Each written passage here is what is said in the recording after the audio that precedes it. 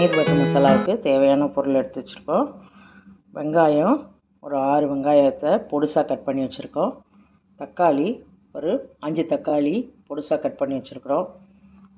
இஞ்சி பூண்டு பேஸ்ட் எடுத்து வச்சுருக்கோம். முந்திரியை நல்லா ஒரு 20 முந்திரியை ஒரு 5லேருந்து ஒரு 10 நிமிஷம் வெந்நீரில் போட்டு ஊற வச்சு அரைச்சி எடுத்து வச்சுருக்கோம், நல்லா ஃபைன் பேஸ்ட்டாக. பன்னீர் ஒரு 300 கிராம்ஸ் எடுத்து வச்சுருக்கோம். இதுக்கு தேவையான மசாலா தனியா பவுடர், கரம் மசாலா, காஷ்மீரி சில்லி, மஞ்சத்தூள். இதான் இதுக்கு தேவையான மசாலா. ஒரு 3 டேபிள் ஸ்பூன் பட்டர். அவ்வளோதான் இதுக்கு தேவையான பொருள்.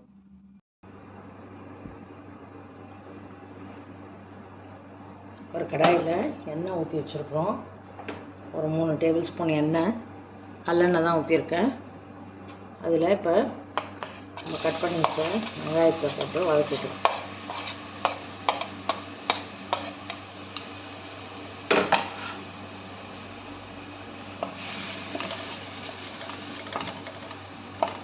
கொஞ்சம் நல்லா கலர் மாறுற வரைக்கும் வதக்கலாம்.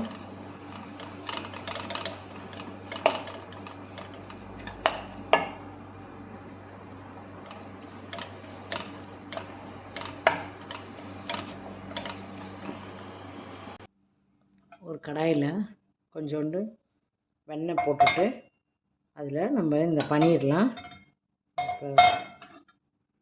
போட்டு 2 சைடும் பிரட்டி போட்டு கொஞ்சம் சேப்பாகிற வரைக்கும் பிரட்டி போட்டுட்டு எடுத்து தனியாக வைக்க போகிறோம். அப்படி இல்லைன்னா நீங்கள் இதை செய்யக்கூட தேவையில்லை, நீங்கள் அப்படியே கூட பன்னீரை போட்டுடலாம். ஒவ்வொருத்தவங்க டேஸ்ட்டுக்கு ஏற்ற மாதிரி இது இப்படி போட்டாலும் நல்லாயிருக்கும். இதை தனியாக எடுத்து வச்சுட்டு அதுக்கப்புறமா நம்ம பன்னீர் பட்டர் மசாலாவில் போட்டுடலாம்.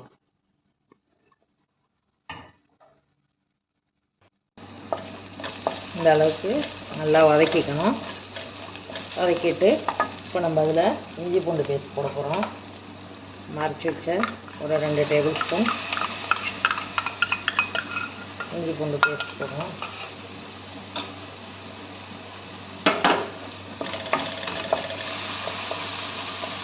இதையும் கொஞ்சம் நேரம் நல்லா வாசனை வர வரைக்கும் நல்லா வதக்கிக்கணும்.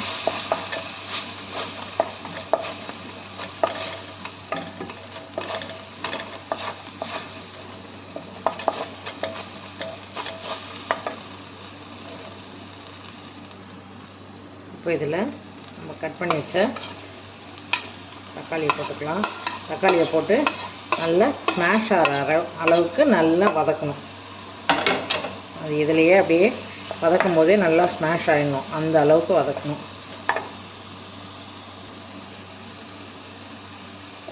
வேணால் கொஞ்சோண்டு உப்பு போட்டு வதக்கிக்கோங்க, அப்போ இன்னும் நல்லா சீக்கிரமாக வதங்கிடும். அதனால் கொஞ்சோண்டு உப்பு போட்டு நம்ம இப்போ வதக்கிக்கிறோம். இப்போ நம்ம இதில் மசாலா போட்டுக்கலாம். நல்லா இந்த அளவுக்கு ஸ்மாஷ் ஆகணும். இன்னும் கொஞ்சம் கூட தக்காளியெலாம் தெரியாமல் இருந்தால் நல்லாயிருக்கும். கொஞ்சம் காய் தக்காளிங்கிறதுனால கொஞ்சம் இதாகிடுச்சு.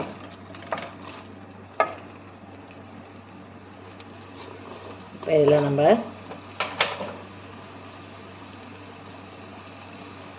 மஞ்சள்தூள் 2 ஸ்பூன்,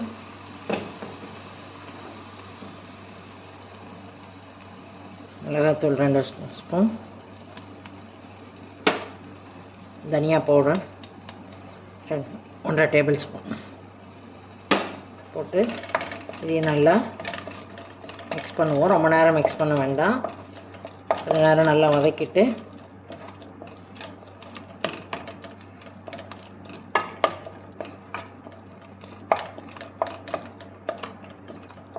இப்போ வெந்நீர் போட்டு வச்சுருக்கிறேன்.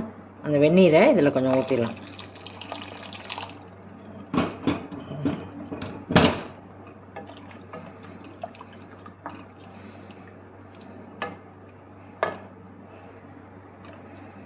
கொஞ்சம் நேரம் கொதிக்க விடுவோம். சத்து நல்லா பச்சை வாசனை போகிற வரைக்கும் நல்லா கொதிக்க விட்டுட்டு இப்போ நம்ம இதில் அரைச்சி வச்ச முந்திரியை போடுறோம். முந்திரி பேஸ்ட் அரைச்சோம்ல அதை இதில்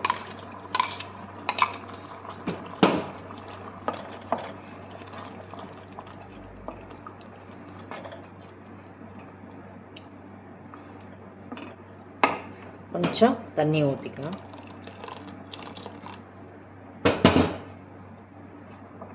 கொஞ்சம் நேரம் இந்த பச்சை வாசனை போட்டு முந்திரியோட பச்சை வாசனை அது வரைக்கும் கொஞ்சம் கொதிக்க விடலாம். முந்திரியோட பச்சை வாசனையும் போயிடுச்சு. இப்போ அதில் நம்ம கரம் மசாலா தூள் போட போகிறோம். கரம் மசாலா தூள் ஒரு 2 டேபிள் ஸ்பூன். இந்த டிஷ்ஷுக்கு தேவையான உப்பு, நான் தக்காளி வதக்கும் போதே கொஞ்சம் போட்டேன், அதனால் இப்போ கம்மியாக போட்டுக்கிறேன். உப்பு, கொஞ்சோண்டு சர்க்கரை, ஒரு 2 டேபிள் ஸ்பூன் சர்க்கரை,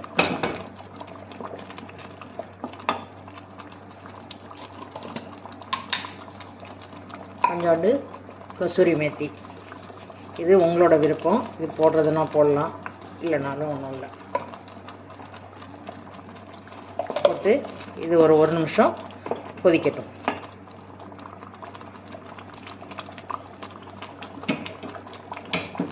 இந்த ஸ்டேஜில் நம்ம ஒரு 2 டேபிள் ஸ்பூன் பட்டர் போட்டுடலாம்.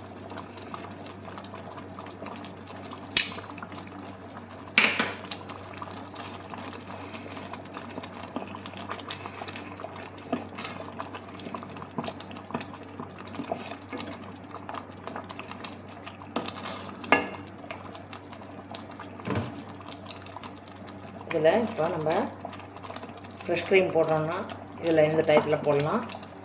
இப்போ நம்ம பன்னீரையும் அடுப்பை ஆஃப் பண்ணிவிட்டு பன்னீரை போட்டுடலாம். நம்ம வறுத்து எடுத்து வச்சுருந்தோம்ல அந்த பன்னீர், இல்லை இந்த டயத்தில் பச்சையாக கூட போட்டுடலாம், அப்படியே பன்னீரை கூட போட்டுடலாம். நான் வெண்ணெயில் கொஞ்சோண்டு போட்டு வதக்கி எடுத்து வச்சுருக்கிறேன். வாவ், நம்ம பன்னீர் பட்டர் மசாலா ரெடி ஆயிடுச்சு. இது கிட்ஸ்க்கெல்லாம் பிடிச்ச டிஷ். இது ஜீரா ரைஸோடு சாப்பிட்டா நல்லாயிருக்கும், நானோட சாப்பிடலாம். இப்போ நம்ம சப்பாத்தியோட இதை சர்வ் பண்ணுவோம்.